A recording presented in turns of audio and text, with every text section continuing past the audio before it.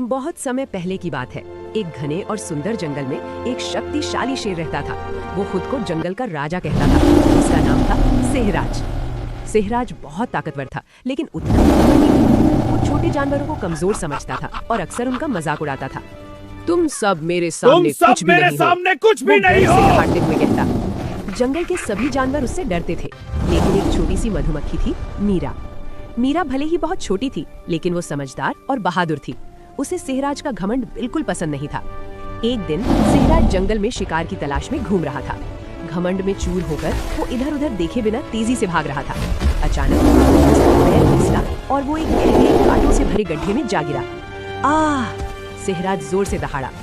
गड्ढा बहुत गहरा था और उसमें चारों तरफ नुकीले कांटे थे। वो बाहर निकलने की बहुत कोशिश करता रहा, लेकिन हर बार और ज्यादा घायल हो जाता। उसकी दहाड़ सुनकर जंगल के जानवर इकट्ठा हो गए, लेकिन कोई भी पास जाने की हिम्मत नहीं कर रहा था। वो तो हमें हमेशा डांटता था, एक हिरण ने कहा। अब हम क्यों मदद करें? एक बंदर बोला। तभी छोटी मधुमक्खी मीरा आगे आई। उसने कहा, मुश्किल समय में किसी की मदद करना ही असली बहादुरी है। जानवर हैरान थे। बहुत छोटी हो। लेकिन तुम तो बहुत छोटी हो, तुम क्या करोगी? मीरा मुस्कुराई। बहादुरी आकार से नहीं, दिल से होती है। मीरा तुरंत उड़कर पास के पेड़ों के पास गई। उसने अपनी मधुमक्खी साथियों को बुलाया। फिर उसने बंदरों से कहा कि वो लंबी लंबी बेलें लेकर आएं। हाथियों से कहा कि वो मजबूत लकड़ियां खींच कर लाएं। सबने मिलकर एक योजना बनाई। मधुमक्खियां गड्ढे के आसपास मंडराने लगी ताकि सिंहराज शांत रहे और घबराए नहीं। बंदरों ने बेलों को आपस में बांधकर एक मजबूत रस्सी बनाई। हाथियों ने उसे मजबूती से पकड़ा। मीरा ने ऊपर से आवाज लगाई, सिंहराज, इस बेल को पकड़िए। सिंहराज अब तक समझ चुका था कि वो अकेला कुछ नहीं कर सकता। उसने बेल को मजबूती से पकड़ा। सभी जानवरों ने मिलकर जोर लगाया। 1, 2, 3। आखिरकार सिंहराज गड्ढे से बाहर आ गया।